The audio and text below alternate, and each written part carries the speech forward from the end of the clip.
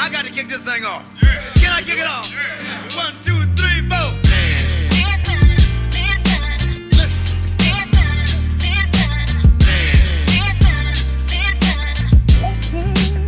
Ladies and gentlemen, listen.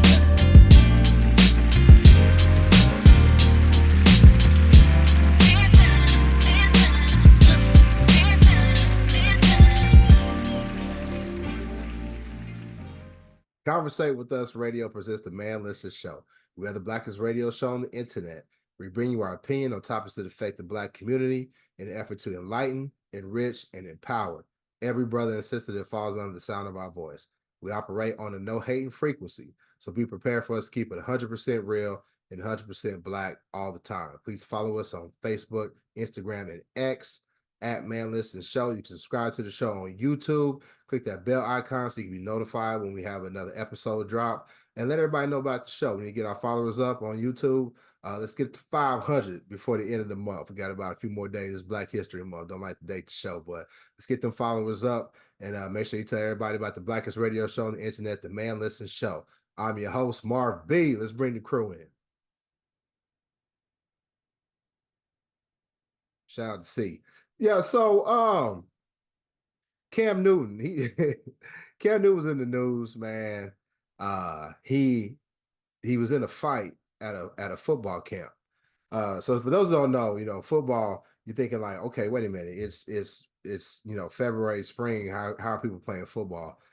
Football has a component what is called 7-on-7, which is very similar to, like, I say the equivalent to AAU basketball, where it's tournaments you can play all year round. So this happened at a 7-on-7 tournament. It wasn't Cam's tournament, and all you saw was a couple of guys attacking Cam and Cam defending himself.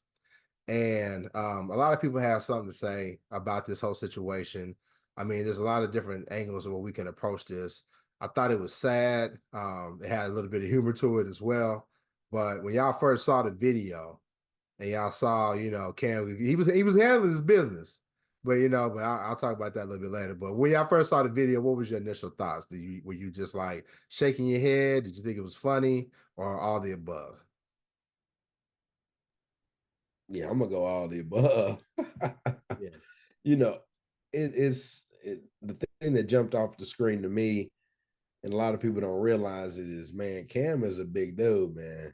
Right. Cam he's a quarterback. You know what I mean? This ain't no offensive lineman, no linebacker. That's a quarterback. He's a big guy.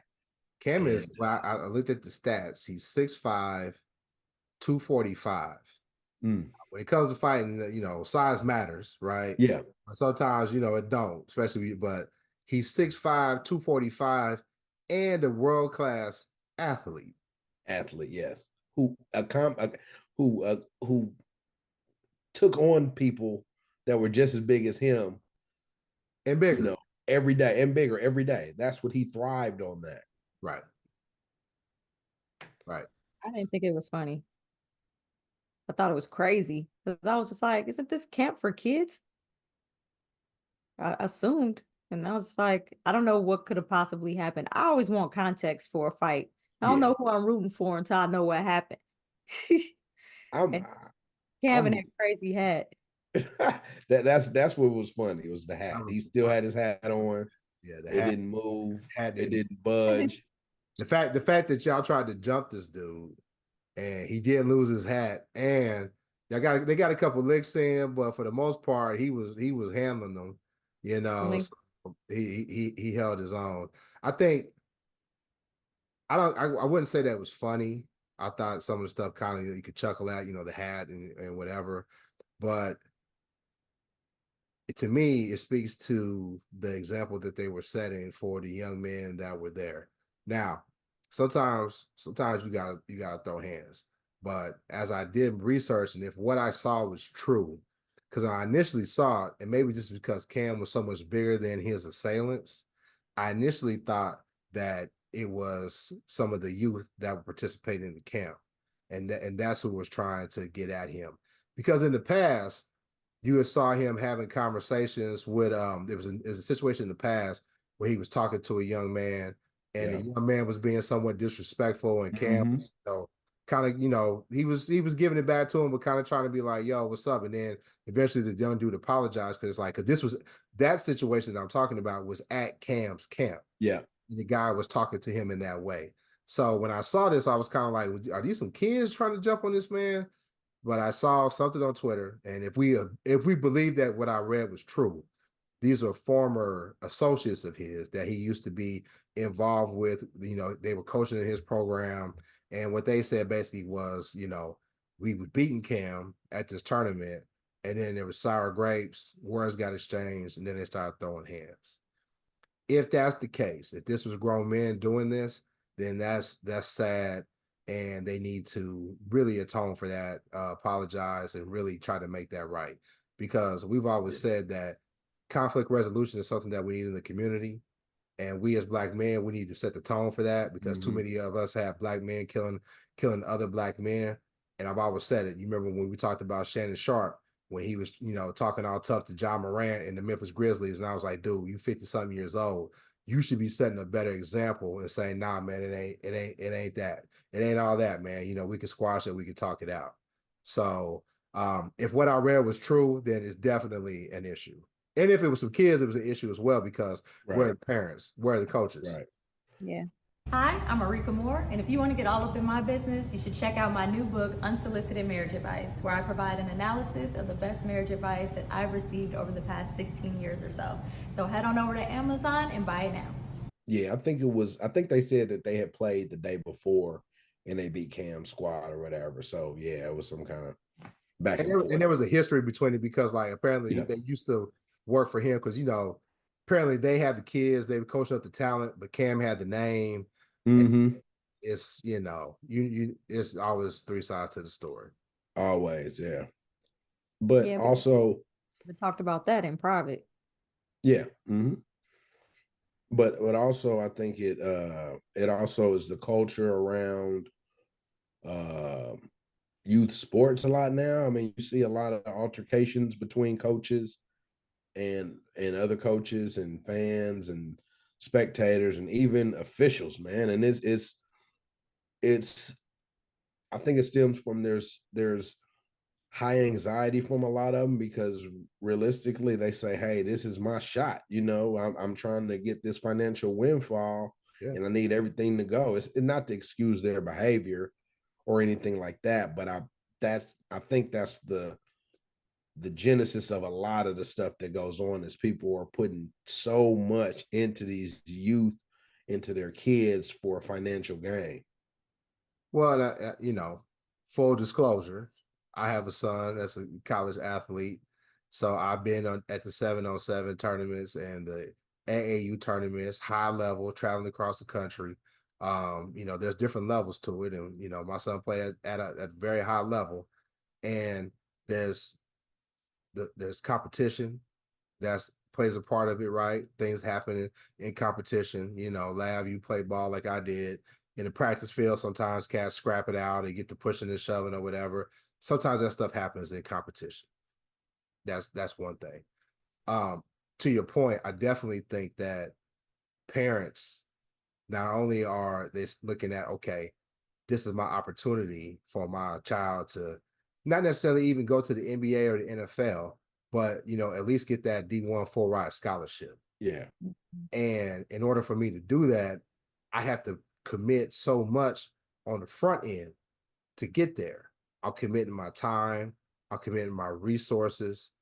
Because to play at a high level now, it used to be just, hey, listen, grab the freak athlete, from the corner, and we all just ride, and then that's how it goes. Now that's in the past. Now you're paying for training. So if you're playing football, you're paying for athletic training, you're paying for track trainings to work on speed, you got a receiving coach, you're playing 7-on-7, you're playing for your regular team, you might be playing for another team, tackle football. And that all starts, if you live in Texas like me, that starts second, third grade, so you've already invested so much in there, and situations like this happen. And I'm glad that it just stuck with hands, because we did a previous show with Aqib Talib's brother, where a coach down here in Texas lost his life. Yeah. In a youth sports game. So I mean, and full disclosure for those who know me, I have been that ignorant parent who yelled at the officials and talk crazy to other parents, and this got close to a scuffle. So I'm not trying to act like I'm all that, but I always said there's always somebody that makes me know that they worse than me, and I know that I'm okay. You know what I'm saying? So this unfortunate situation. But now you see this often. I mean, you deal a lot with youth sports, man. Is this something you think that's becoming more prevalent, or is this like a one-off situation that happens to have like a famous athlete attached to it? I think I don't want to say it's becoming more prevalent, because I remember when I was playing as a youth, in 5th grade, we had we beat a team, and the player on that team, I'm cool with him, like to this day, we went to school together, he's just on a different team. But his dad was so mad at their own coach, he pulled a knife on him, like in front of the kids, like right after the game. Like we was shaking hands. And people had to get around them and separate them and all kind of stuff. It was a wild situation. And Lab went to East Side High. they pull the knives on their own coach. God damn. it was a crazy situation, man. Very, very crazy. But I vividly remember that, because like I said, I'm in 5th grade. So I remember that, But think about it. Hold your train of thought. You remember it. We're laughing at it, but it just could have went another way. Instead of laughing about it, you could have been traumatized by that. Right, exactly. And some people might have been traumatized. I was about to say, I mean, I can't imagine the knife. I can't imagine the knife, yeah. Or you being that child and your parent, does that. And so who knows, the next season they might be like, hey, nobody's picking you up. You can't play in this league, or something like that, because it's an action of your parent or guardian or what have you. But to your point, we just started high school baseball season, and that was like a huge point of emphasis through all our preseason meetings was fan behavior and coaches behavior, because I think it's more you can actually see it now. Before there was anecdotal evidence and you can say, oh, they said this happened over here, but everybody has a cell phone now. And so you actually are able to see it more. It probably is happening a little more, but I don't think this is like a brand new phenomenon in the last 10 years or anything. It's something that's been going on since really big time athletics became monetized the way they are. Right. I was gonna say a meal ticket. Yeah. And there's probably more cameras because everybody had a camera phone, but then also everybody's trying to get that film so they can send it to the you get the money off that too, right? Right. You know what I mean? So it's definitely that type of situation. But Rick, you said you didn't think it was funny. I mean, but yes, when I first saw it, I was like, what is happening here? Like, because it was like the video I saw was real confusing. So my first thought was, what is going on? And then like, oh, let me just skip to the comments and see what's happening. And then when I started seeing the memes and stuff like that, talking about if you don't hold me down like Cam's hat, hold him down, don't even call me. And I was like, well, as always, Black people are never going to disappoint. We're always going to come with the funny memes. Nothing serious. Man. Nothing at all. But I just didn't think the fighting was funny. I was really confused as to what was going on. And I was like, why is anybody trying to fight Cam Newton's big ass? Because he looks huge. He looks humongous compared to all of them. Like, can you even get your fist up there to even get a good lick? And I'm just like, I don't know. And then they said it was at a camp. So I started thinking about if it was kids there. And then my mind started going to, does that mean that these parents or whoever these people are getting arrested in front of their kids and how these kids getting home? So my mind started going all into the weeds on that. But the legal aspects. Yeah. Right. And so I was like, it just seemed unnecessary. And like you said, I'm not above it. I've threatened a parent or two at a sporting event, but that's because I feel like I only do that if my child is being harmed. Then I'm gonna go crazy. Other than that, win or lose, I don't care about that. But it is a very competitive, atmosphere. And I think that sometimes that behavior of parents rubs off on kids too, because the situation I'm talking about, my daughter, she's super fast. And so when she was playing soccer, this little girl who she kept smoking the whole game just grabbed her by the back of her shirt mid-run and snatched her down. And she was a much bigger girl. I was like, dangerous. That's actually she could have broke her leg doing that.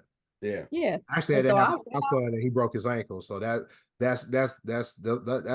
you gotta say that sometimes when you got to throw hands, that's one of the Mhm. situations where I yeah, think. I was 'Cause like, that's who baby is intentional. this? Yeah. Who Yeah. baby is this? Because I'm you up. Did nobody claim that child. I was out on that field because I went out on the field and carried, she was crying. I picked my kid up and took her to the sidelines. I'm like, let me find out who the mama is. Right. Quiet. I was like, yeah, but not even blink towards that child on the walk back. That kid became an orphan real quick, right? Real quick. Real quick. Real fast. And it's like, So so when you can tell that you it must have been a bunch of white people there, because black folks, somebody would have been like, that's a mama right there. that kid was blind. I was Uh, so mad. I was like, now you should know better. And you obviously over here being a little too hype, a little too extra, or else your kid wouldn't even be doing stuff like that. Like, what kid in soccer thinks to grab the back of somebody's jersey? Somebody ignorant told them that. So, well, and I think, AAU 7-on-7, a lot of, money. We talked about money, right? The NIL, NCAA, but a lot of those, we call them shoe tournaments. Adidas, Nike. The pressure of the peer pressure of like getting on one of those squads and then being able to make sure you hold your spot. A lot of that, contributes to this atmosphere that these parents and these children are under. I'm thankful that it wasn't Cam fighting some kids. But when you say kids, hell, if they top notch athletes, they 16, 17, going on 18, so you got to throw hands like they probably do you some harm too. It just so happens that Cam is just so damn big, he made these other grown men look like they were some high schoolers, So, but speaking of shoes, Lab, I know you're a sneakerhead. Did you grab them January 6s? The insurrection ones. Nah, Insurrection man. was. I couldn't cop them, man. They were sold out. You know why you playing? I bet you there was some sneaker enthusiast that bought them joints just for the investment purpose. I saw a video of a young brother, who was a sneakerhead, and he bought them, and he was like, he was trying them on and stuff. Kind of like those guys that are quote unquote influencers. They'll get every sneaker and they'll say this fits like this or whatever. And to some people, yeah, it's just another shoe. Don't matter who was selling it. I saw a guy talking about it. He was a young black dude, and he was wearing it, and it was a Instagram reel, and the dude said, like for $10 more, you can get the taps added to the bottom of them. Yeah, ain't no way I'm wearing them joints. Nah, man, I'm not either, man. It's it kind of goes along with the theme you're talking about, the shoe tournaments and the money. And so there has to be a point though where you're like, I know I might be able to get this for 400 and then resell it for 4,000. But at what point though do you say I can't even engage with that particular person or that particular group, that particular brand? That's something that we have to look at, not just with sneakers, but just with a lot of stuff in general. We buy stuff just to keep up with our vote, bro. Yeah, our vote too. Yeah, because you think about it. Click the link in our Instagram and our bio. You want to buy merch like this. You like that. And shout out to C, because I would have gave it to him over those shoes. But what did Biden do? He comes out with this I don't know if it was a commercial or just a media release where he's sitting down, and this is real. Sit down with a black family, and they eating fried chicken, talking about basketball. the pandering. It's ridiculous, man. It's ridiculous. That's worse than Hillary talking about what she keeps in her purse. Hot sauce in her purse. Hot sauce in my bag. Yeah, that's worse than Hillary doing that. Mm-hmm. They he must have took a page out of Kamala book, because all she do is show up for props and photo ops. Man, I saw somebody, was it Umar that said it? They said it was somebody else. They said the biggest thing that we got from Kamala Harris. You keep calling her Kamala. The biggest thing we got from Vice President Kamala Harris was she invited all the rappers to her house for the little concert. You know, hip hop turns 50. And I was like, that's the biggest thing she's done. Right. Now, let's be fair. She was on Real Housewives or Married to Medicine the other week or something. Kamala was on Married to Medicine? Because one of the ladies on there was talking to her, and so they incorporated that into she had a call with her. They incorporated it into the show. A call with her for what? When they was, Kamala had a thing about Black women, more what they call it, not infant mortality, but pregnancy mortality. She had an initiative around that, which is something else she did, but and so she was talking to one of the doctors on Married to Medicine. Okay, that makes sense. Yeah, that's important. But just being fair, I can't tell you what Dan Quayle did. I can't tell you what Biden did under Obama. I can't tell you what's the dude that was under Bush Senior. Quayle. Oh, what's the one who was under Bush? Oh, not Quayle. Who's under W? Quayle was under Cheney was under W. I can't tell you. Well, we know Cheney was putting in work though. He was shooting people. we know that. He was putting in work, Hey, but Cheney was putting in some work behind the scenes though. Yeah. Sure. He definitely was putting in some work. But I don't know, man. I think going back to what you said, Lav, in terms of like, are you gonna sell your soul? Well, you didn't say those words, I did, but are you gonna, hold your nose and do you have, where do you draw the line? I don't like it, bro, but I just think that it's irresponsible for us to not do everything we can to keep Trump out of office again. And I know that so many Black people is like, what's Biden done? And they talk bad about Biden, and I'm open to hear what's the alternative though? Trump? What y'all think? Well, I mean, that a part of it too, though, is we've bought into, we're so infatuated and we see so much from the MAGA crowd that Biden's record really doesn't get a fair shake, to be honest with you, as far as when you look at unemployment, the economy, stuff like they're still out here saying this is the economy is in shambles. No, really, the U.S. economy is not in shambles.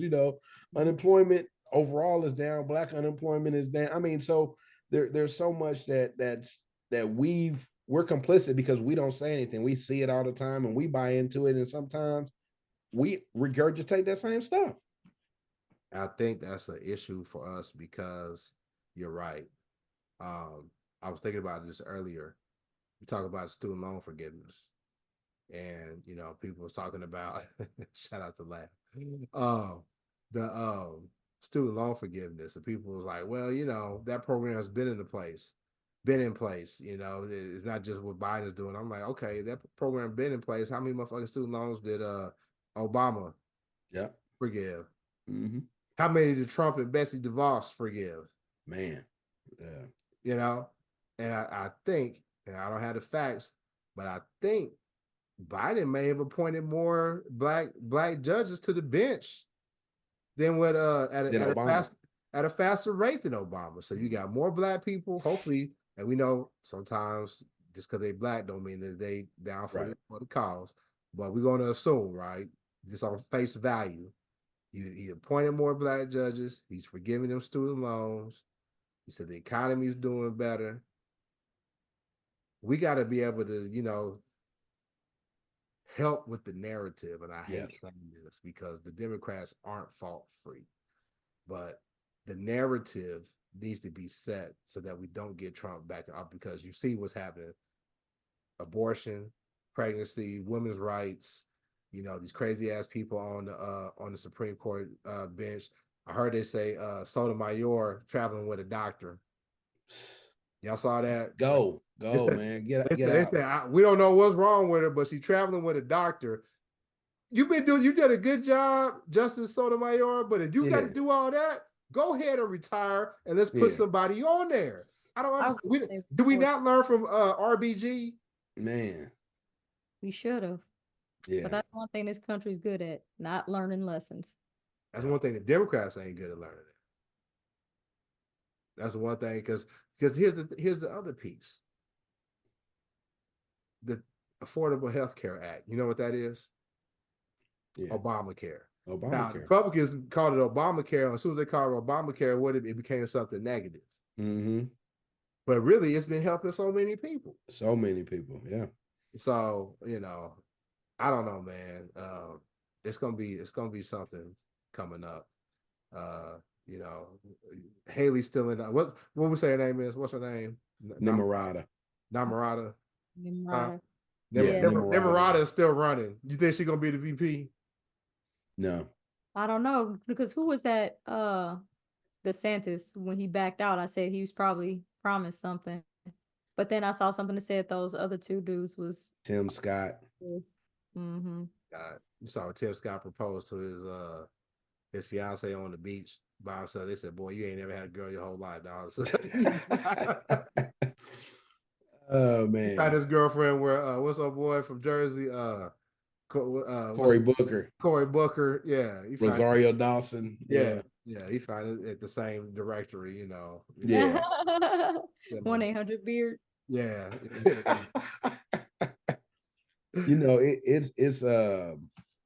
It's I don't know. It's just amazing to me though that Nikki Haley, she's from South Carolina, Tim Scott's from South Carolina, Lindsey Graham from South Carolina, and I'm like, man, I mean, they going straight to the South, so you already know what's going on. I mean, being around here now, and there is, I will say, there's more open Black Republicans here than I mean, and down here than I saw in the Midwest, like substantially more, man. Makes sense though. Yeah. Between the Dixiecrats and the Republicans, when everything switched or what have you. But I don't know, man. You live close to South Carolina. Ricky, you ever been to South Carolina? Yes, for a hot second. I'm When we were doing our college tours. I used to go to South Carolina frequently. Oh yeah, you. They're the level of coon energy in that state is just ridiculous. It feels like the South. You go to North Carolina, you go to Georgia, which is you go to Atlanta. You got those big urban centers. You got Atlanta, you got Charlotte, you got Raleigh-Durham, and all that.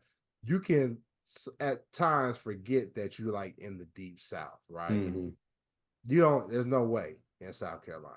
Yeah, we went to Clemson. We walked on the campus, and the first thing they started talking about was slaves.